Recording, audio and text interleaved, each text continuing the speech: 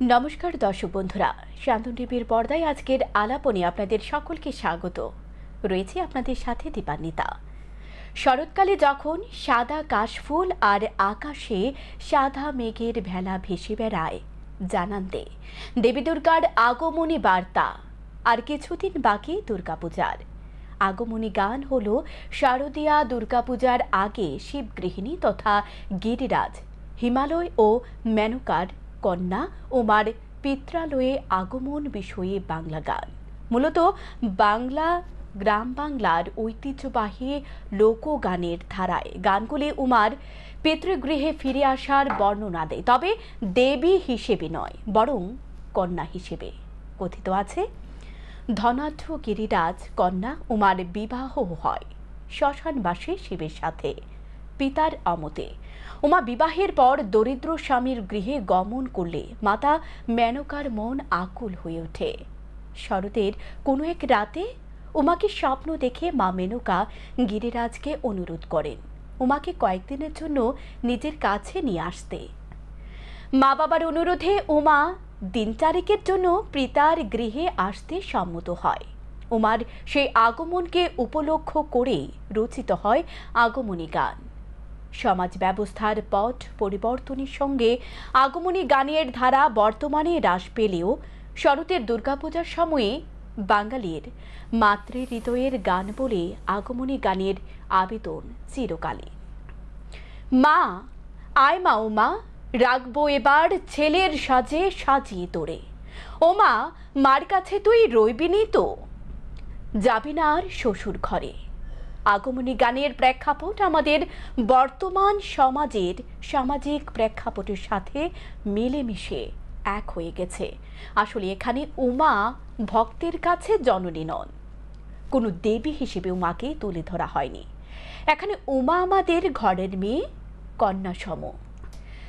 আগমনী গানগুলোতে তৎকালীন বঙ্গ হিন্দু সমাজ এবং কিছুটা বর্তমান সমাজ ব্যবস্থার কিছুটা চিত্র ফুটে উঠেছে। তাদের গার্হস্থ্য জীবনের সুখ দুঃখ আনন্দ বেদনা এ গানের মাধ্যমে ব্যক্ত করা হয়েছে।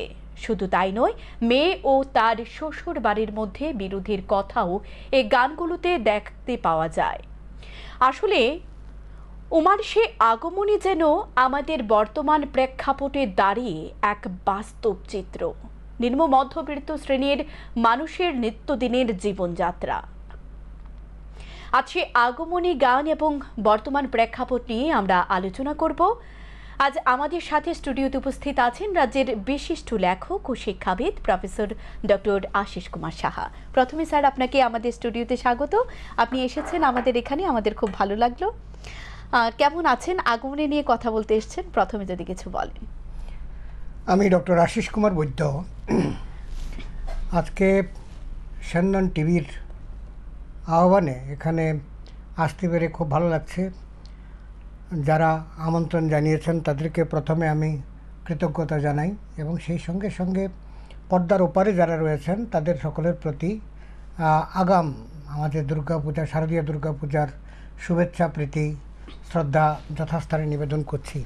তো আমাকে যে প্রথম প্রশ্নটা করা হয়েছে সেই প্রশ্নটার উত্তরে এটা বলবো, আগমনী শব্দের তো অর্থ হচ্ছে যে আগমন সংক্রান্ত, মানে আবির্ভাব ঠিক নয়। এটা কোথাও যদি বিশেষভাবে কারোর আগমন ঘটে,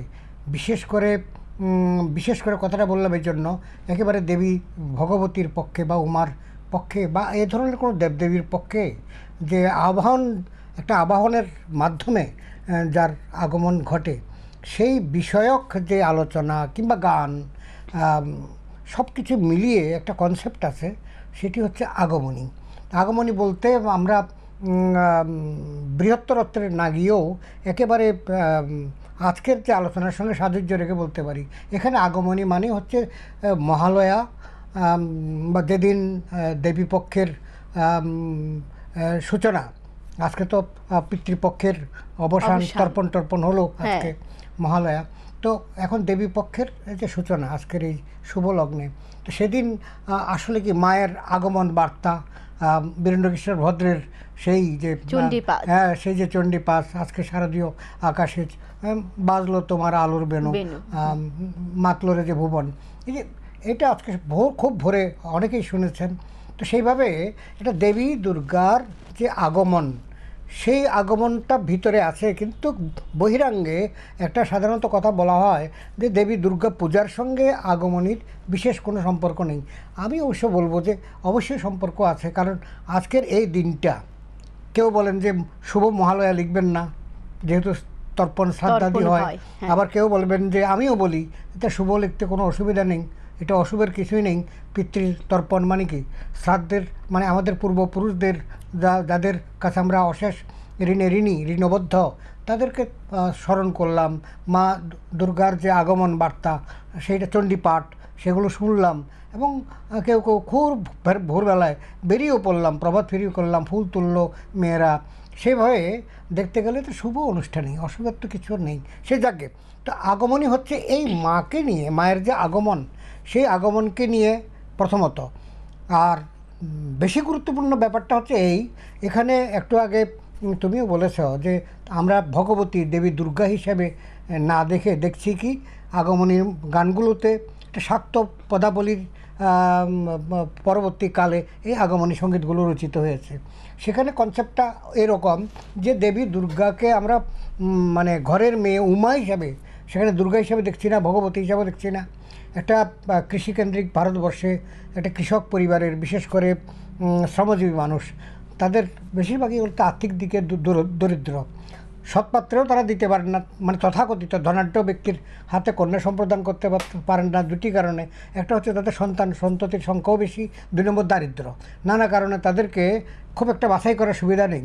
তারপরে কিন্তু কথা তো আমরা সকলেই জানি, একটু আনন্দের সঙ্গে বলতে পারি যে ভারতবর্ষের আধ্যাত্মিক ইতিহাসে সম্ভবত এটা প্রথম লাভ ম্যারেজ। অর্থাৎ উমা যখন শিবকে দেখলেন, তার গুণাপনাকে দেখলেন, মহেশ্বরকে যখন দেখলেন, তখন উমার তাকে পতি হিসেবে পাওয়ার একটা প্রবল আকাঙ্ক্ষা জাগলো। তখনই তিনি একাধিকবার তপস্যা করেছেন, একাধিকবার দেহত্যাগও করেছেন, এবং তারপরে তিনি শেষ পর্যন্ত শিবকে পতি হিসেবে লাভ করেছেন। এই বিয়েতে কিন্তু মেনকা বা দক্ষরাজের মত ছিল না। কেন ছিল না? শিবের নিজস্ব কোনো প্রাসাদ নেই, নিজস্ব কোনো বাড়ি নেই, কৈলাস পর্বতে তিনি থাকেন, বেশিরভাগ শ্মশানে মশানে ঘুরেন, সিদ্ধি টিদ্ধি ভাংটাং এসব খান। অর্থাৎ গৃহস্থ একটা কন্যার পিতা মাতারা যেমনটি চায় একটি সুস্থির পরিবার, সেটি শিবের কিন্তু ছিল না। কিন্তু উমার কাছে ছিল যে তিনি পরমারাধ্য দেবাদিদেব মহাদেব, তার মধ্যে অশেষ শক্তি, অশেষ গুণাবলী সমাহার আছে। বাহ্যিক দৃষ্টিভঙ্গিতে মাতারা যা চান সেটা হয়তো দেখা যাচ্ছে না। এইভাবে তিনি তপস্যা করে তাকে লাভ করেছেন, এবং সেটা ভালোবেসেই বিয়েটি হয়েছে। শ্রদ্ধা ভক্তি সব মিলিয়ে এটা হয়েছে। তার মধ্যে একেবারে মানে গুরুত্বপূর্ণ বিষয়টা হচ্ছে কি মহাদেবের প্রতি প্রেম, মহাদেবেরও উমার প্রতি প্রেম। সুতরাং পৃথিবীর প্রেম সাধনার, আধ্যাত্মিক ক্ষেত্রে প্রেম সাধনার একটি উজ্জ্বল নিদর্শন। সে যাই হোক, এই দেবী মানে তখনও দেবী সত্তা হিসেবে তো দেখছেন না, মেনকা দেখছেন তার বাড়ির ছোট্ট মেয়েটি, সে উমা ধীরে ধীরে বড় হয়েছে, বিয়ে দিয়েছেন বা দিতে বাধ্য হয়েছেন এমন একটি পরিবারে যেখানে মেয়ের সুখ শান্তির কোনো সম্ভাবনাই নেই। এখন তাকে তো তখনকার দিনে এমনই ছিল, মেয়েরা যখন তখন, এখন যেমন যখন ইচ্ছা তখন মেয়ে বাবার বাড়িতে চলে আসে বা যায়, ইচ্ছা হলে যায়, এটা সামাজিকভাবে কোনো বাধা নেই। তখনকার দিনে নাইয়র একটা শব্দ আছে, মা বাবা অথবা ভাই কেউ গিয়ে না আনলে মেয়ে আসতে পারতো না। তার কারণও আছে। প্রথম কারণ হচ্ছে ওই দারিদ্র্য, বললাম, মেয়ে আসবে, তার পুত্রকন্যা নিয়ে আসবে, তাকে আপ্যায়ন করার জন্য যে সামর্থ্য সেটা তাকে সংগ্রহ করে রাখতে হবে, কিছু চাল, কিছু ডাল, কিছু খাবার দাবার, মুড়ি মুরকি, এগুলো ব্যবস্থা করে রাখতে হবে। কৃষিকেন্দ্রিক কিন্তু কথাটা মনে রাখতে হবে। তো সেইভাবে এখন উমাকে আনবার জন্যে তীব্র ইচ্ছা জেগেছে, মানে উমার যে মাতা মেনকার মনে, পিতার মনেও এটা ছিল। সেখানে আমরা দেখতে পাচ্ছি এই জায়গাতে এখানে মেনকা আহ্বান জানাচ্ছেন বা মিনতি জানাচ্ছেন, আবেদন জানাচ্ছেন গিরিরাজ, অর্থাৎ তার স্বামী দক্ষরাজ, তার অপর নাম দক্ষরাজ, গিরিরাজও তাকে বলা হয়, হিমালয়ে তার একটা নাম আছে। যাও গিরিরাজ আনিতে গৌরী, উমা গৌরী মানে উমাই গৌরী, একবার তিনি উমা বলছেন, আরেকবার বলছেন গৌরী। যা হোক, উমা নাকি বড় কেঁদেছে। দেখেছি স্বপন নারদ বলে উমা মা মা বলে ডেকেছে। সোনার বরণ গৌরী আমার, ভাঙের বিলাসী জামাই তোমার। ভাঙের বিলাসী মানে নেশাকর। নেশা। হ্যাঁ, ভাঙের বিলাসী জামাই তোমার, মেয়ের বসন ভূষণ সব আভরণ, আভরণ মানে অলংকার, তাও বেচে নাকি ভাঙ খেয়েছে। মানে এখানে দেবীকেও তিনি দেবী হিসাবে দেখছেন না, মেয়ে হিসাবে দেখছেন, এবং শিবকেও শিবকেও ওই রকম একটি জামাই হিসাবে দেখছেন, বাউন্ডারি জামাই হিসাবে দেখছেন, দেবতা হিসাবে দেখছেন না। আসলে এই জিনিসটা কিন্তু আমাদের মহাভারতও আছে। দেখো কৃষ্ণ লালন পালন কে করেছে? যশোদা। যশোদা কৃষ্ণকে যখন লালন পালন করছেন, খুনসুটি করছে, চুরি মানে মাখন চুরি এগুলো, ননি চুরি এগুলো যখন করছে, তাকে শাসনও করছেন, বেঁধেও রাখছেন, তখন এই তুই ননি খেয়েছিস, মা নেহি মাখন খায়া, হাঁ করলেন, তখন বিশ্ব ব্রহ্মাণ্ড দেখে ফেললেন যশোদা। অর্থাৎ তাৎক্ষণিক কয়েক মুহূর্তের জন্য তিনি দেখলেন এ তো স্বয়ং ভগবান। আবার যেহেতু তাকে ভগবান হিসেবে দেখলে মানুষ করা যাবে না বা বড় করা যাবে না, বা স্নেহ ঈশ্বরকে 2-3ভাবে পাওয়া যায়। বাৎসল্য স্নেহে পাওয়া যায়, দাস্যভাবে পাওয়া যায়, ঈশ্বর সাধনার মাধ্যমে পাওয়া যায়, বিভিন্ন ওয়ে আছে। তার মধ্যে তিনি বাৎসল্য স্নেহের মাধ্যমে ঈশ্বরকে পাওয়ার সাধনা করেছিলেন যশোদা, সেভাবে দেখেছেন। এখানেও দেখছি যে উমাকে তিনি যে পেয়েছেন, এটাও তার মানে কাহিনী আছে। নানা ভাগ্যের ফলে উমাকে তিনি কন্যা হিসেবে পেয়েছেন। পাওয়ার পরে এখন তাকে স্নেহ মায়া মমতার মাধ্যমে, যেমন বাঙালি ঘরের গৃহস্থরা তারা যতই দরিদ্র হোক তাদের মেয়ে সন্তানকে, একটা কনসেপ্ট এখানে আছে, কন্যা সন্তানের প্রতি পরবর্তীকালে, মধ্যযুগের পরবর্তীকালে আমরা খানিকটা বিরূপ হয়েছি। একটা সময় কন্যা সন্তানের প্রতি সমাদর ছিল, আমরা মৈত্রী, গার্গী, অপলা, ঘোষা এদের কথা জানি। কিন্তু পরবর্তীকালে সমাজ ব্যবস্থার মধ্যে আবার বিশেষ করে মুসলিম ইনভেনশনের পরে এটা নিরাপত্তার নানা দিকগুলো চলে এলো, তখনই আমরা তখন তারা পর্দাসীন হয়ে বলল। ঘোমটা টোমটাগুলো ছিল না, কোনো দেবদেবীর মাথায় বড় একটা দেখা যায় না, সে যাই হোক।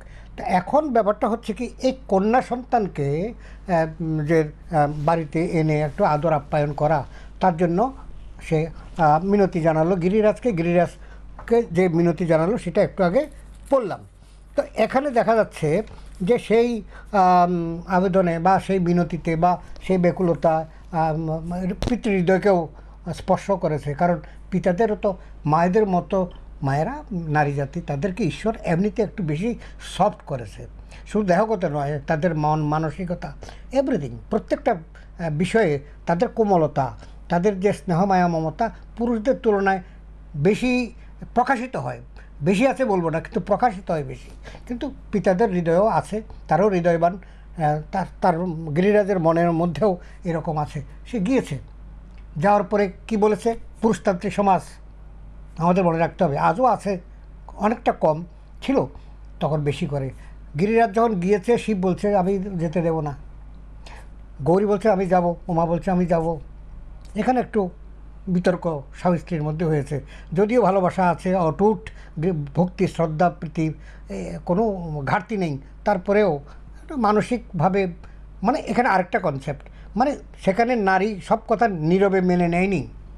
মহাদেব বলতে চেয়েছে যে তুমি যেতে পারবে না, আমি তো যাবই না, কারণ আমাকে ঠিকঠাক মতো জামাই হিসাবে এখানে সমাদর আমি পাই না, গ্রহণ করা আমি শ্বশুরবাড়িতে তারা আমাকে সেভাবে গ্রহণ করে না। আমরা সকলেই জানি পরবর্তীকালে যে যজ্ঞ করেছেন দক্ষরাজ, সেখানে তার জামাইকে নিমন্ত্রণ করেননি, যার জন্য সতী দেহত্যাগ করেছিল। এটা আলাদা কনসেপ্ট, সে যাই হোক। এখন আমি যাব না, তোমাকেও যেতে দেবো না, বিশেষ করে তোমার নিরাপত্তার ভয় আছে।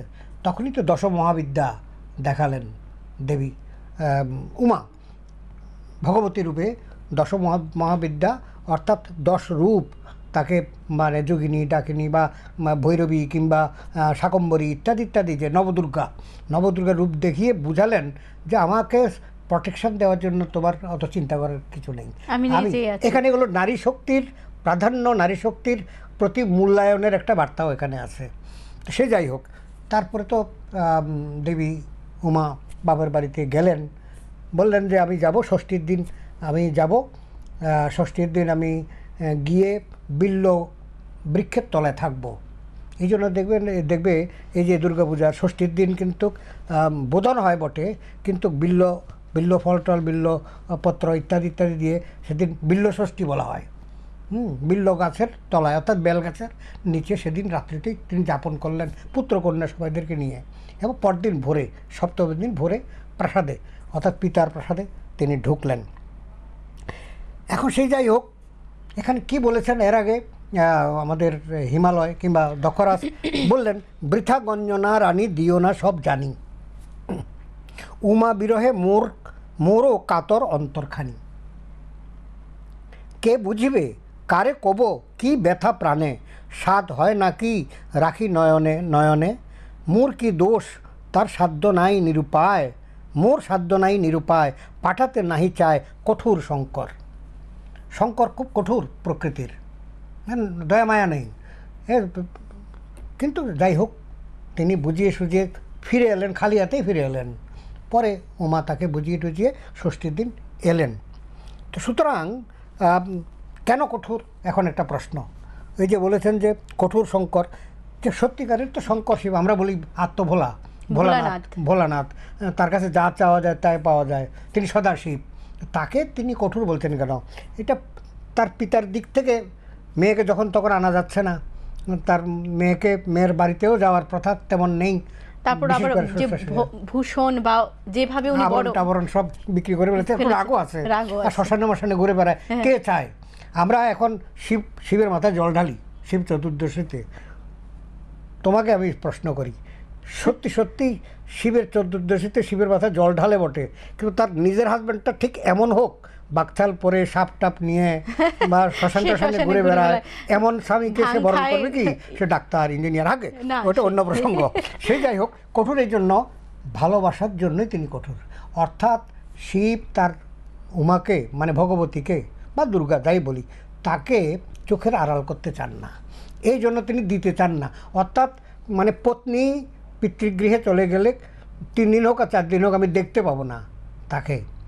আর 2 নম্বর হচ্ছে এই যে শ্মশানে মশানে ঘুরে বেড়ায়, সব ঠিক আছে, সিদ্ধি ভাঙটাং খায়, সব ঠিক আছে, পৌরাণিক শাস্ত্রে এটা বলা হয়েছে। শিবতত্ত্ব আলাদা ব্যাপার, সেটাতে গেলে আবার এসব কথাগুলো খাটবে না, সাহিত্যের বিষয়ে চলে আসছে। তো সেখানে দেখা যাচ্ছে যে আবরণ টাবরণ বিক্রি করে ফেলেছে।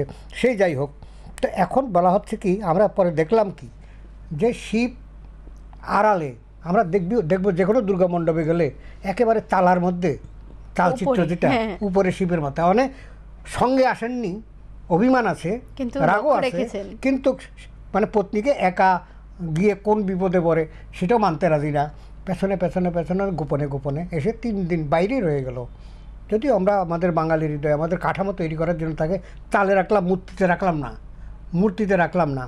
তো এখানে ঠিক 3 দিন যখন শেষ, সিঙ্গা ফুয়াতে আরম্ভ করলেন, তার সিঙ্গা আছে তো, সিঙ্গা ডমরু এগুলো বাজাতে শুরু করলেন। মেনকার মন বিচলিত হয়ে পড়লো, দক্ষরাজের মন বিচলিত হয়ে পড়লো, স্বামী তো এসে গেছে তার, মানে নিজের কন্যার, তাকে তো ছেড়ে দিতে হবে। সে যাই হোক, এইভাবে আমরা দেখলাম যে তিনি এসেছেন। কিন্তু এখানে আরও একটি কথা আছে, অনুমতি যতই তিনি মানে পুরুষতান্ত্রিক সমাজ বলছিলাম, যতই তিনি নানা রূপে শক্তিময়ী মহাশক্তি, আমরা পরবর্তীকালে জানি যে তিনি মহিষাসুর মর্দন করেছিলেন, শুম্ভ নিশুম্ভ হত্যা করেছিলেন, অর্থাৎ দেবতাদের স্বর্গরাজ্য ফিরিয়ে দেওয়ার ক্ষেত্রে তার ভূমিকা ছিল, পরাজিত অসুরদেরকে পরাজিত করে পরাজিত দেবতাদেরকে স্বর্গরাজ্য পাওয়ার চেষ্টা মানে দিয়েছিলেন। কিন্তু তিনিও বলছেন যে পুরুষতান্ত্রিক সমাজের কারণেই তিনি স্বামীর কাছে অনুমতিটা কী সুরে চাইলেন। এটা গান, কিন্তু এগুলো আমরা কবিতার আকারে বলছি বটে, এগুলো গান, আগমনী গান। কিন্তু সেটা হচ্ছে হর মানে মহাদেব, কর অনুমতি যাই হিমালয়ে, জনক জননী বিনে বিদীর্ণ হৃদয়, এ জ্বালা কে জানে অন্যে, আমি মায়ের একমাত্র কন্যে, গিয়ে 3 দিনের জন্য রব পিত্রালয়ে। 3 দিনের বেশি আমি থাকবো না, তুমি 3 দিনের জন্য অনুমতি দাও। এই যে বিষয়টা, তখনকার যে আর্থসামাজিক অবস্থায় তখনকার কন্যাদের একদিকে মূল্যায়ন যে হচ্ছে না তাও বলছি না, আবার যে কন্যাদের ইচ্ছা মতো 3 দিনের জায়গায় 4 দিন থাকবে, এটা একালে সম্ভব, সেকালে সম্ভব ছিল না। এটাও একটা প্রমাণিত সমাজচিত্র পাওয়া গেল। শিব ঠাকুর দিলেন অনুমতি, এলেন, এবং তারপরে কীভাবে এলেন টেলেন সবই বললাম। তো ষষ্ঠীতে তিনি এলেন। এখন আমরা দেখব আরেকটা বিষয় বলবো কি, বলো। যে আমাদের আগমনী দেখি, আগমনীর মধ্যে আধ্যাত্মিক এবং যে আমাদের সামাজিক যে প্রেক্ষাপটটা আছে, ও সে বিষয়ে কিছু বলুন। আগমনীর মধ্যে, আগমনী বলতে একা স্পষ্টই বলতে হবে আগমনী সঙ্গীত, আগমনী সাহিত্য, আগমনী শাস্ত্র। পৌরাণিক কাহিনীগুলোর থেকেই এই আগমনীর কনসেপ্টটা এসছে। আমি বলেছি প্রথমে আমাদের বৈষ্ণব পদাবলী আছে, শাক্ত পদাবলী আছে, আমাদের আধ্যাত্মিক কেন্দ্রিক আধ্যাত্মবাদী যে সাহিত্য, সাহিত্য তো নানা রকমের, বস্তুবাদী সাহিত্য থাকে, তারপরে থাকে ভাববাদী সাহিত্য থাকে, সাহিত্যের নানা রূপ থাকে, নানা রস থাকে, যেমন অষ্টরস, হ্যাঁ, সেই বীভৎস রস, করুণ রস, রুদ্র রস, বিভিন্ন রস থাকে। 8টা ভাগ আমরা করেছি। সেই সঙ্গে সঙ্গে আমরা দেখতে পাচ্ছি যে এই ভক্তিবাদী একেবারে বৈষ্ণব যে সাহিত্য, বৈষ্ণব সাহিত্যের আগে কিন্তু শ্রীকৃষ্ণ কীর্তন রচিত হয়ে গিয়েছে। বাংলার যে বাংলা সাহিত্যের আদি গ্রন্থ, আমরা রামায়ণ মহাভারতকে বলবো না, কারণ এটা সংস্কৃতে রচিত হয়েছিল। পরে কৃত্তিবাস এবং বাল্মীকিটা, কৃত্তিবাস বা ব্যাসদেবেরটা ওপরে অনুবাদ করা হয়েছে। তো এই অনুবাদের মাধ্যমে আমরা বাংলায় পেয়েছি, উড়িষ্যার এরা উড়িয়া ভাষায় পেয়েছে, অহবিয়ারা অহবিয়া ভাষায় পেয়েছে, মূলত সংস্কৃতে রচিত। কিন্তু বাংলা ভাষায় রচিত যে সাহিত্য, সেখানে শ্রীকৃষ্ণ কীর্তন, তারপরে আমরা তার আগেও যদি অষ্টম শতাব্দী ধরি, আমাদের ওই যে কী বলে চর্যাপদ, চর্যাচর্য বিনিশ্চয়, কিন্তু এটা হিন্দু ধর্মের সঙ্গে ঠিক খাপ খায় না, কারণ এটা হচ্ছে নাথ সাহিত্য বা নাথ ধর্মাবলম্বী, অর্থাৎ বৌদ্ধদের মধ্যে যারা ধর্মান্তরিত হিন্দু অথবা যারা বৌদ্ধ সাধক, হিন্দু কনসেপ্ট, মহাযানী মানে বৌদ্ধরা হীনযান মহাযান বিভাগে বিভক্ত, মহাযানী কনসেপ্ট সব মিলিয়ে টিলিয়ে একটা নতুন ধর্মের উদ্ভব হয়েছিল। মানে একটা সময় পাল রাজত্বকালে আমাদের নিম্নবর্ণের দলে দলে মানুষ বৌদ্ধ ধর্ম গ্রহণ করেছিল। নিহারঞ্জন গুপ্তের একটা বিখ্যাত বই আছে, বাংলায় বৌদ্ধ ধর্ম বা পাল যুগের বৌদ্ধ ধর্ম। তো প্রচুর তখনকার বাঙালিদের একটা বিশাল অংশ বৌদ্ধ হয়ে গিয়েছিল।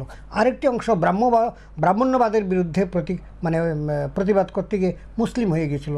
দেখবে এখনকার যে বাংলাদেশেও বা অন্যান্য জায়গাতে বাঙালিদের মধ্যে মুসলিমরা এখনও অনেকদের টাইটেল চৌধুরী, মজুমদার ইত্যাদি ভূঁইয়া এগুলো আছে। এরা আসলে ধর্মান্তরিত হিন্দু, প্রকৃতপক্ষে ডাইভার্টেড। তো সে যাই হোক, তো এই সময় আমরা চর্য বিনিশ্চয় বা চর্যাবোধ পেলাম, বাংলা ভাষায় পেলাম। তারপরে আমরা পেলাম বৈষ্ণব পদাবলী, জয়দেব, বিদ্যাপতি তারা লিখলেন। তারপরে পেলাম শাক্ত পদাবলী, মানে হিন্দু ধর্মের দুটি ব্রাঞ্চ। সব ধর্মে এরকম ব্রাঞ্চ আছে, মুসলিম ধর্মে শিয়া সুন্নি আছে এরকম, বৌদ্ধ ধর্মে হীনযান মহাযান, বা খ্রিস্টান ধর্মে প্রটেস্ট্যান্ট, ক্যাথলিক, এগুলো আছে এরকম। সেখানে আমরা দেখলাম একটা অংশ বৈষ্ণবভাবে বিষ্ণুর উপাসক হয়ে বৈষ্ণব হলেন, সেই বৈষ্ণবরা সাহিত্য তৈরি করলেন তাদের মতো করে, আবার তারা পদাবলী রচনা করলেন, বৈষ্ণব পদাবলী। ঠিক তেমনি শাক্ত, যারা শক্তির উপাসক, মানে এটা হচ্ছে বৈষ্ণব পদাবলী হলেও পুরুষকেন্দ্রিক, বিষ্ণুকে কেন্দ্র করে হয়েছে। আর শাক্ত পদাবলী হচ্ছে শক্তিকে কেন্দ্র করে, মানে দেবী মহামায়াকে কেন্দ্র করে, দেবী দুর্গাকে কেন্দ্র করে, কিংবা তার যে পরবর্তী রূপ, মহিষাসুর বধ করার সময় দেবী দুর্গাই কালী রূপ ধারণ করেছিলেন বিশেষ প্রয়োজনে। যেহেতু তিনি রক্তবিষ এবং অন্যান্য ওষুধদেরকে দমন করতে পারছিলেন না, তাদের রক্ত থেকে নতুন নতুন ওষুধ তৈরি হচ্ছিল, তখন তাদের বিনাশ করা কঠিন হয়ে পড়েছিল, তখন তিনি মহাকালীর রূপ ধারণ করলেন। হ্যাঁ, তিনি মহাকালী কিংবা আমরা উগ্রচণ্ডা যাকে বলি, নিজের কণ্ঠ নিজে ছেদন করলেন, নিজের রক্ত নিজে পান করলেন, ছিন্নমস্তা রূপে এরকম। তো এই যে শক্তি কনসেপ্ট, এটা হয়েছে বিশেষ করে ভারতের স্বাধীনতা আন্দোলনের ঠিক প্রাককালে, যখন বিশেষ করে তুর্কি আক্রমণের সময় একবার তারা বিপন্ন হয়েছেন মুসলিম আগ্রাসনের দ্বারা, পরবর্তীকালে তারা আবার ব্রিটিশ আমলেও নতুন করে ওই সময়টায় বা তুর্কি আক্রমণের ঠিক পরে একটা নতুনভাবে নিজের জাতিকে জাগরণ ঘটাবার একটা প্রয়োজন দেখা দিল। মঙ্গল কাব্যগুলো তারই ফল। এখানেই চণ্ডীমঙ্গল রচিত হয়েছে, মানে চণ্ডী কনসেপ্টটা তখন এখানে এলো।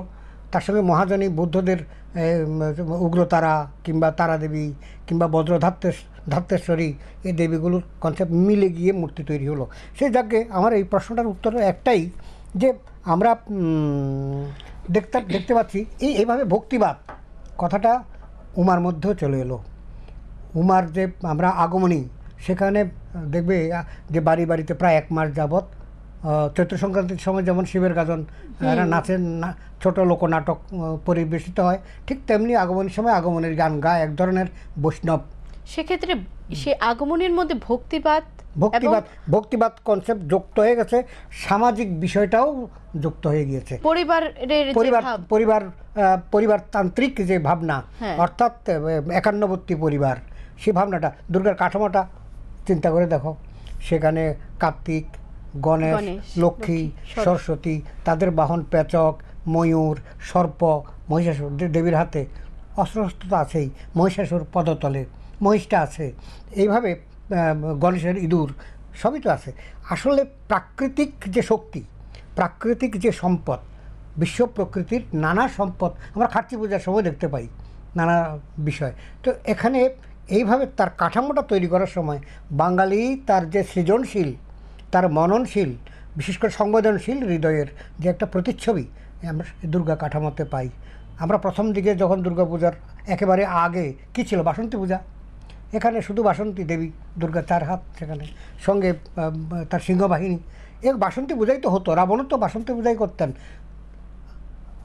লঙ্কা রাজা রাবণ যখন সীতাহরণ করলেন, তখন রামচন্দ্র সীতা উদ্ধারে মহামায়ার সাহায্য প্রার্থনা করে দেবীর অকাল বোধন করলেন, অর্থাৎ শরৎকালে দুর্গাপূজা চালু হলো। তারপরে কংসনারায়ণ, বা তার আগে সুমেধা বৈশ্য, সুমেধা বৈশ্য, কংসনারায়ণ আগে আরেকজন আছে, যেমন তার নাম হচ্ছে রাজা সুরত। রাজা সুরত রাজ্য হারালেন, সুমেধা বৈশ্য পরিবার হারালেন, স্বপ্নে আদেশ পেলেন দেবী দুর্গার আরাধনা করলে সুমেধা বৈশ্য তার পরিবার ফিরে পাবেন। আর তোমার রাজা সুরত, কবিগান টবিগানে কিন্তু রাজা সুরত নিয়ে অনেক কাহিনী আছে, রাজা সুরত তার রাজ্যে ফিরে পাবেন, তারা পেয়েছিল না বটে। সে যাই হোক, আমরা পরবর্তীতে দেখলাম এই উমা বা আগমনী যে সঙ্গীতের মধ্যে এই আধ্যাত্মবাদটা যেমন প্রবেশ করেছে, ওদের চোখের জলে বুক ভাসে যখন তারা আগমনীর গানগুলো গান। আমি জাস্ট কবিতার আকারে পাঠ করেছি, তো এটা গানের আঘাতে যখন সুর লয় তাহলে তারা গান মধ্যরাত্রে সাধারণত আমি ছোটোবেলায় দেখেছি, মধ্যরাত্রে সাধারণত বৈষ্ণব, মহিলা বৈষ্ণব বা বৈষ্ণবী তারা এসে আগমনী গান শোনান। পরদিন সকালবেলা তারা সিধা বা একটু ওই দক্ষিণা নেওয়ার জন্য তারা সকালবেলায় আসেন। তো সেই যাই হোক, জাগরণী গান তারা গান, আগমনী গান দুর্গাপূজার আগে হয়, চৈত্র সংক্রান্তি, পৌষ সংক্রান্তির আগে এ ধরনের গান হয়। সে যাই হোক, এইভাবে আমরা দেখতে পাচ্ছি ভক্তিবাদ এবং মানে সমাজতাত্ত্বিক যে চিন্তা, তার সঙ্গে অর্থনৈতিক ব্যাপারটা আছে, আমিও ধরলাম। তো এইভাবে যে একান্নবর্তী পরিবারের একটা সময় তো ছিল, জমিদার বাড়িতেও ছিল, গৃহস্থ বাড়িতেও ছিল, সাধারণ দরিদ্র পরিবারেও ছিল, মা বাবা ভাই 5 ভাই একসঙ্গে থাকা, 5টি বউ একসঙ্গে রান্নাবান্না করছে, ব্যাপারটা ছিল। তো এটা সাধারণত ব্রিটিশ শাসনের পরবর্তীকালে আধুনিক একটা যুগে আমরা ঢুকলাম, যখন পরিবারগুলো ভাঙতে শুরু হলো, জমিদার বাড়িগুলো ভাঙতে শুরু হলো, আস্তে আস্তে আমরা এখন নিউক্লিয়ার ফ্যামিলি বানালাম। এই সময়ে বসে নিউক্লিয়ার ফ্যামিলিতে বসে ওখানকার মজা পাওয়া যাবে না। আমার ছোটোবেলায় একান্নবর্তী আমার কাকা, যেটা আমার বাবা, এক পরিবারে একসঙ্গে রান্নাবান্না বা ওই মোয়া তৈরি হচ্ছে, আমার কাকিমা জেঠিমা সব একসঙ্গে বসে বানাচ্ছে। এই সময় যে একটা দারিদ্র ছিল, কিন্তু একটা আনন্দও ছিল, নির্মল আনন্দও ছিল। সেই আনন্দটা আমরা হারিয়েছি। অন্যদিকে আমরা এটাকে ভরিয়েছি কীভাবে, এখন ওই অনলাইনে খাবার নিয়ে আসি, এখন বাজারে ফাস্টফুডের দোকান থেকে খেয়ে নেই, বা বাড়ি পাহারা দেওয়ার জন্য আমরা এখন নাইট গার্ড পাচ্ছি। এটা নতুন সংস্থাগুলো, নতুন সংস্থা গড়ে উঠেছে, তারা পাহারা দিচ্ছে বাড়ি পাহারার জন্য। তুমি রাত্রে পাহারা দেওয়ার জন্য লোক পাবে, এখন বাড়িতে কেউ থাকবে না, রাত্রিটা বাড়িতে কে পাহারা দেবে, মহিলা বলো পুরুষ বলো, তারা পাহারা দেওয়ার জন্য লোক এখন নানা কোম্পানি আছে। এটা তো একটা সময় ছিল না। ফলে এই কালের বিবর্তনে এসে আমাদের সেটা বদলালেও এখনও কিন্তু আমাদের এই আগমনী সঙ্গীতের মধ্যে, আগমনী গানের মধ্যে, আগমনী ভাবের মধ্যে আধ্যাত্মিকতাও আছে, সেই সঙ্গে সঙ্গে সামাজিক ভাবনাটাও রয়েছে, প্রতীকীভাবে রয়েছে। আগমনীর মধ্যে আমরা দেখতে পাই মাতৃ আবাহন তো একটা আছে, সেক্ষেত্রে সাহিত্য মূল্য কতটুকু, সাহিত্যের যে মূল্যটা কতটুকু? আগমনের মধ্যে যে একটা মাতৃ আবাহন তো থাকে, তারপরেও আমি বলবো যে সাহিত্য মূল্য কতখানি? অনেকখানি। আমরা এতক্ষণ যা কথা বললাম, সে কথাগুলো কিন্তু সাহিত্য থেকেই উঠে এসেছে। আমি যে আলোচনা করছি তুমি যে আমাকে প্রশ্ন করছো সবগুলো কিন্তু সাহিত্য সংস্পৃক্ত, কারণ কথাগুলো তৈরি হয়েছে, আমরা তো উমাকে দেখিনি, না। আমরা তো শিব ঠাকুরকে শ্মশানে মশানে ঘুরে বেড়াতে দেখিনি, আমরা পৌরাণিক সাহিত্য থেকে এগুলো পেয়েছি, চণ্ডীমঙ্গল থেকে পেয়েছি, শিবপুরাণ আছে একটা, শিবপুরাণ থেকে পেয়েছি। এগুলো তো মহাভারতে এই কথা তো নেই, মহাভারতে তো রামায়ণে কোথাও এটা নেই, বা মহাদেব একজন ভিখারি, তিনি গঞ্জিকা সেবন করেন, তিনি শ্মশানে মশানে ঘুরে বেড়ান, এটা নেই। তিনি মহা সাধক, তিনি কৈলাস পর্বতে পরম ব্রহ্মের সাধনা করছেন, তার এই রূপটাও তো দেখি, এটাই তো দেখি। এবং তাকে মানে দেবতাদের শ্রেষ্ঠ দেবতা মহাদেব, মানে মহান দেব না, মহৎ দেব, মহান দেব, দেবাদি দেব, দেবতাদের উপরে তার স্থান দেওয়া হয়েছে। তো তাকে তো ওই আবরণহীন অন্নপূর্ণার কাছে গিয়ে ভাত ভিক্ষা অন্ন ভিক্ষা করেন, অন্নপূর্ণা মানে দেবী দুর্গা। তো এই বিষয়গুলো চলে এসছে কিন্তু আমাদের পৌরাণিক শাস্ত্রে। আমাদের বাংলার যে কবি সাহিত্যিকরা, বিশেষ করে যারা পুরাণ রচনা করেছেন, মঙ্গল কাব্য, জানো তো মনসা মঙ্গল 22 জন কবি লিখেছেন। হ্যাঁ, একদম। মনসা মঙ্গল 22 কথা একটা আছে, 22 জন মিলে লিখেছেন। তার মধ্যে হয়তো আমরা নারায়ণ দেবের ওইটাকে বেশি গুরুত্ব দেই, জয়দেবেরটাকে গুরুত্ব দেই, কিংবা কানাহরি দত্তকে আবার বকাবকি করা হয়েছে, লেখা আছে তোমার বিয়ের পাঠ্য বইতে পাবে, অয়মের পাঠ্য বইতে পাবে, কানাহরি দত্ত নাবুজিয়া কাব্য মঙ্গল কাব্য লিখিল কানাহরি দত্ত নাবুজিয়া মাহাত্ম্য, অর্থাৎ মাহাত্ম্য না বুঝে লিখেছে। সে যাই হোক, কিন্তু চেষ্টা করেছে তো 22 জন কবি। এইভাবে চণ্ডীমঙ্গল, ধর্মমঙ্গল, এইভাবে শিবমঙ্গল, মঙ্গল মানে কল্যাণ, তো এভাবে চণ্ডীমঙ্গল মানে চণ্ডী আবির্ভাব কাহিনী, শিব পুরাণে শিবের আবির্ভাব কাহিনী। এই পৌরাণিক সাহিত্যগুলো অনেকটাই হচ্ছে ভক্তিবাদ এবং তার সঙ্গে কল্পনা শক্তি। কল্পনা শক্তি যেমন দেবী উমার তো 10টা হাত নাই, ভগবতী রূপে যখন তাকে আমি বর্ণনা করছি তখন 10 হাত দিয়েছি। আবার কোথাও কোথাও ওই বৌদ্ধরা তাদের যে যে চুণ্ডা দেবী, আমাদের হলো চণ্ডী দেবী, তাদের হলো চুণ্ডা দেবী, 18টা হাত। তো সেইভাবে শক্তিমত্তা দেখাবার জন্য আমরা দেবীর সঙ্গে 10টা হাত, 18টা হাত, 16টা হাত, 4টা হাত এরকম লাগিয়েছি। আমাদের দুর্গাবাড়িতে গিয়ে আছে, সেখানে 2টি হাত দেখা যায়, আর বাকি হাতগুলো পেছনের দিকে লুকানো। কাহিনী আছে একটা, হ্যাঁ, মহারাজা কৃষ্ণমাণিক্যের স্ত্রী মানে রানী সুদক্ষরা দেবী 10টা হাত দেখে ভয় পেয়েছিলেন। ব্রাহ্মণরা পরামর্শ দিলেন যে 10টা হাতই থাকুক, তবে 8টা হাত একটু লুকিয়ে রাখি, পিছনের দিকে বাড়াবো, দেখা যাবে না, 2টি হাত দেখবেন, দেবী আর মানে রানী আর ভয় পাবেন না। কাহিনী আছে, দুর্গাবাড়িতেই একমাত্র 2 হাতের দুর্গা আমরা দেখতে পাই, পেছনে কিন্তু 8টি হাত আছে। তো সেই যাই হোক, তাহলে আমাদের ভক্তি সঙ্গে সঙ্গে কিছু যৌক্তিকতা, কিছু কিছু বিজ্ঞান চেতনাও যে নাই তা নয়, সেই সঙ্গে সঙ্গে প্রাকৃতিক শক্তির প্রতি যে আমাদের, যেমন বিল্লফল, যে কোনো পূজাতে দেখবে যে ফল মূল, বিল্ল, ধান, দই, দুধ, খই, দই, তিল, বাতাসা, দুর্বা, আম পাতা, মানে প্রকৃতির থেকে অনেক উপাদান যেগুলো আমাদের সহজলভ্য। খ্রিস্টানদের আবার সেটা লাগে না, কারণ তাদের জায়গাতে আবার ওই জিনিসগুলো সহজলভ্য নয়। অর্থাৎ আমরা আমাদের মতো করে অঞ্চলভিত্তিক যেটা সহজলভ্য সেই উপাদান দিয়েই দেবীর পূজা করি। বেলভাতার পূজা একটা হয়, সেখানে ডিম লাগে, ওই একটা বাঁশ কারণে ক্যার পূজাতে আরেক রকম ডিম লাগে, ক্যার পূজাতে, খাচ্চি পূজাতে আবার বলির রক্ত লাগে, আমরা জানি সব। তো সেইভাবে এগুলো হয়েছে। তো এখন যে কথাটা বলা হচ্ছে যে সাহিত্য মূল্য, আমাদের প্রকৃত সাহিত্য, এখন সাহিত্যকে আমরা 3 ভাগে ভাগ করতে পারি, আরও ভাগে ভাগ করা যায়। প্রধানত একটা হচ্ছে ভক্তিবাদী সাহিত্য, রামায়ণ মহাভারত অবশ্যই সাহিত্য, মহাকাব্যই তো বলছি, শাস্ত্রগ্রন্থ বলে আমরা মানছি না তো। যারা মানছে, বাড়িতে রামায়ণ মহাভারতকে তুলসীও দেয়, আমরা জানি যে এটা মহাকাব্য। সেই মহাকাব্য থেকে আবার সৃষ্টি হয়েছে ওই যে সাহিত্য, আধ্যাত্মিকতা তৈরি করে, আধ্যাত্মিকতা বা সাহিত্য তৈরি করে। সেখানে যে মহাকাব্যের, রামায়ণ মহাভারতের কাব্যের যে মহানায়ক কৃষ্ণকে আমরা আসনে বসিয়ে দিয়েছি, রামচন্দ্রকে আমরা সিংহাসনে বসিয়েছি, পুজো করছি।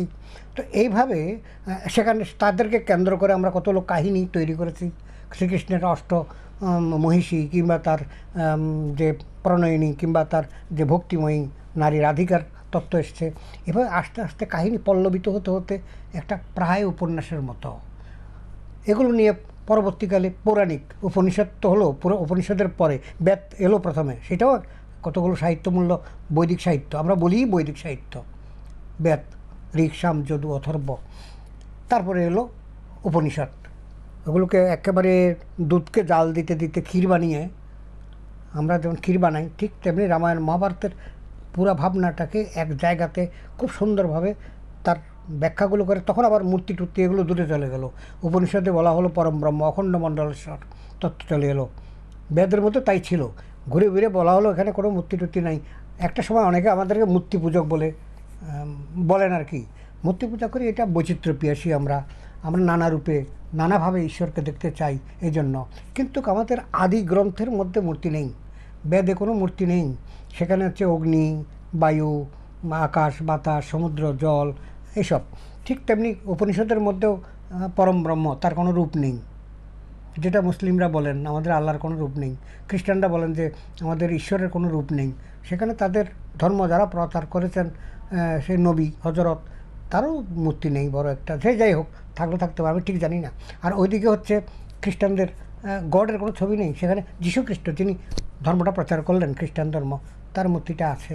তো সেই যাই হোক, মসজিদে গির্জায় বা অন্যান্য স্থানে সেরকম মূর্তি পাওয়া যায় না। বৌদ্ধ ধর্মের মধ্যেও যারা হীনজানি তারা মূর্তিতে বিশ্বাস করে না, যদি গৌতম বুদ্ধের মূর্তি পরবর্তীকালে দেখি তারাও পুজো করছেন। সে যাই হোক, এখন ব্যাপারটা হচ্ছে কি যে বৈদিক সাহিত্যের পরে উপনিষদের কথা বললাম, উপনিষদের পরে এইবার বৈচিত্র্য পিয়াসী বাঙালি হিন্দু, এটা কিন্তু অন্যদের মধ্যে, অন্য হিন্দুদের মধ্যে কম। যেমন উত্তর ভারত, দক্ষিণ ভারত, তার ওখানে তো দশেরা করে। হ্যাঁ, 10 দিন। দক্ষিণ ভারতে আবার রাবণ হচ্ছে তাদের হিরো। তারা দক্ষিণ ভারত মনে করে যে রাবণ হিরো। মাইকেল মধুসূদন দত্ত রামকে তস্কর বানিয়েছেন, আর ওই লক্ষণকে তাই বানিয়েছেন, আর রাবণকে হিরো বানিয়েছেন বিশেষ পরিস্থিতিতে। পরাধীন ভারতে একটা দেশপ্রেমকে জাগাবার জন্য, যেমন বঙ্কিমচন্দ্র আনন্দমঠ লিখেছিলেন, দেশকে মায়ের রূপ দিয়েছিলেন। দেশ একটা মাটি না, একটা মা, মাতৃরূপে ছবি দেখতে পাই এখন ভারত জননী হাতে পতাকা নিয়ে। ঠিক তেমনি সাহিত্যগুলো এইভাবেই বিভিন্ন কনসেপ্ট নিয়ে তৈরি হয়েছে। পৌরাণিক সাহিত্যগুলো আমি যেটা উল্লেখ করলাম, ধর্মমঙ্গল, চণ্ডীমঙ্গল, শিবায়ন, কিংবা আরও যে অনেকগুলো মঙ্গল আছে। 18 পুরাণ বলা হয়, 18টা পুরাণ শাস্ত্র আছে। বৈবর্ত পুরাণ, কিংবা যাজ্ঞবল্ক্য স্মৃতিগ্রন্থ আছে অনেকগুলো। তো এগুলো সবগুলো মিলিয়ে সাহিত্য, এগুলো সাহিত্য হয়ে উঠেছে। এখানে ধর্ম যেমন আছে, সাহিত্য আছে।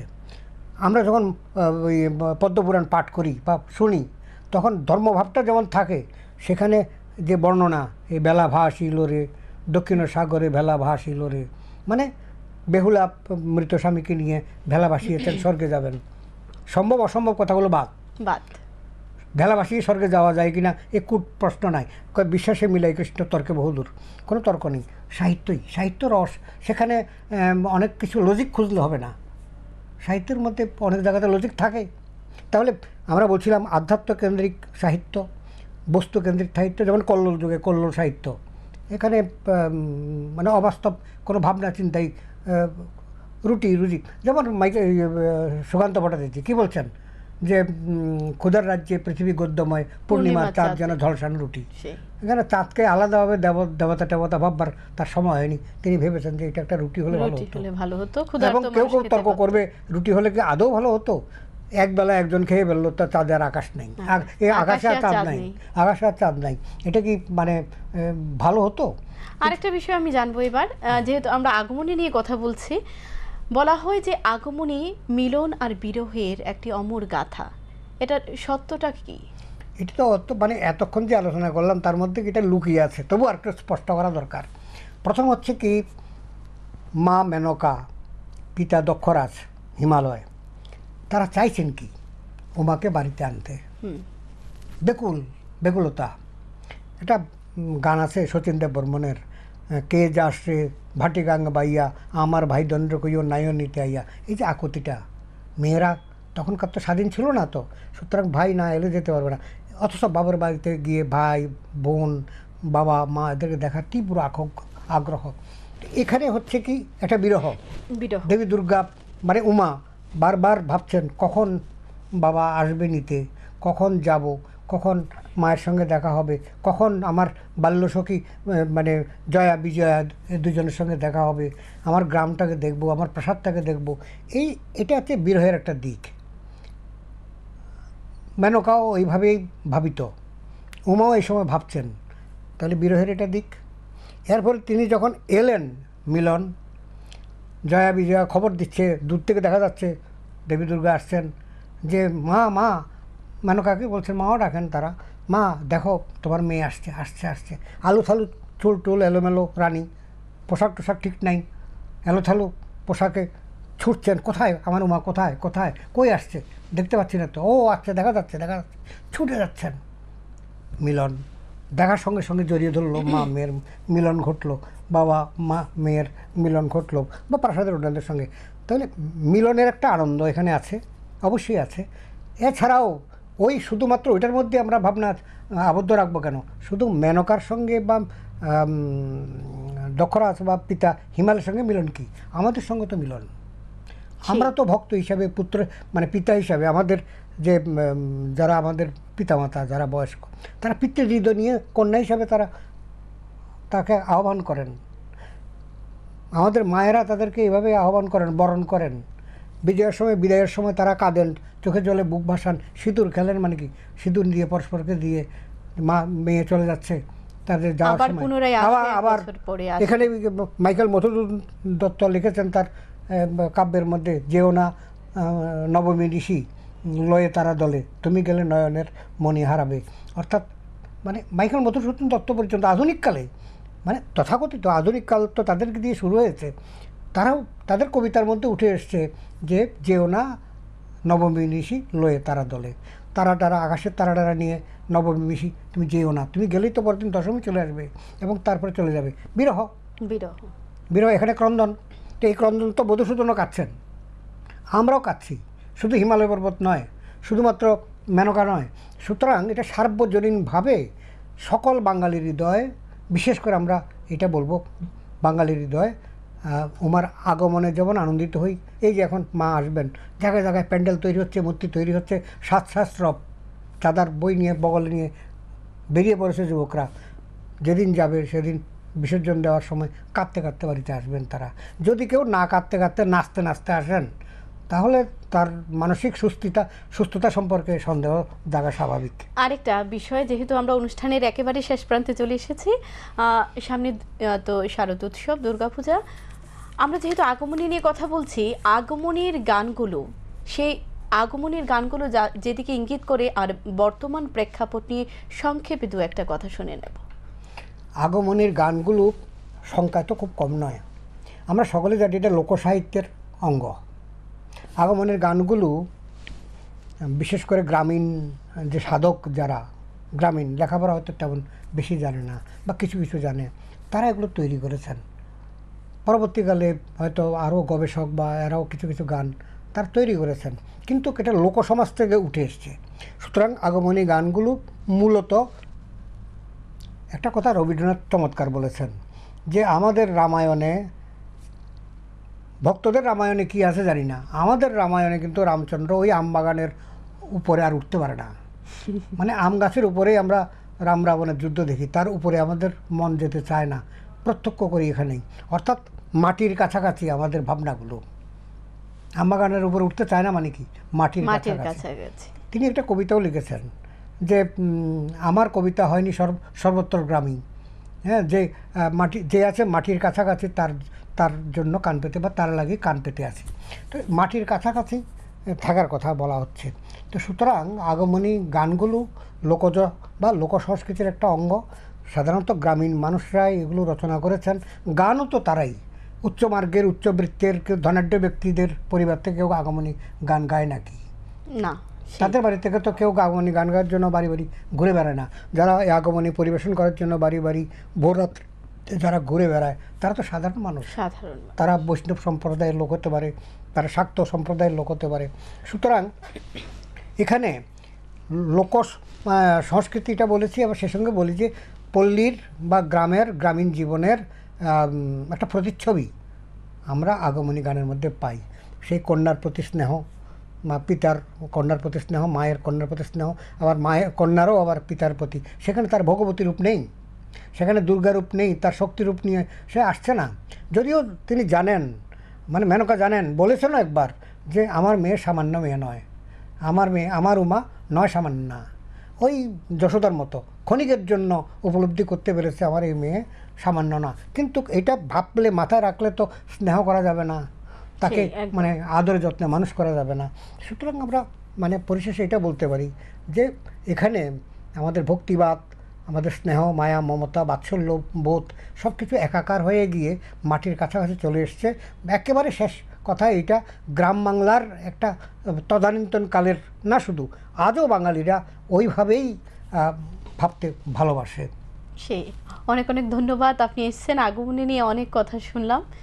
দর্শক বন্ধুরা, আমরা এতক্ষণ ছিলাম রাজ্যের বিশিষ্ট শিক্ষাবিদ ও লেখক প্রফেসর ডক্টর আশিস কুমার বুদ্ধির সাথে। আমরা চলে এসেছি অনুষ্ঠানের একেবারে শেষ প্রান্তে। সামনে দুর্গোৎসব, সকলে এই দিনগুলো খুব ভালো কাটবেন, অনেক বেশি আনন্দ উপভোগ করবেন এবং সচেতন থাকবেন, এই আশা রেখে শেষ করছি আজকের অনুষ্ঠান। সকলে ভালো থাকবেন, নমস্কার।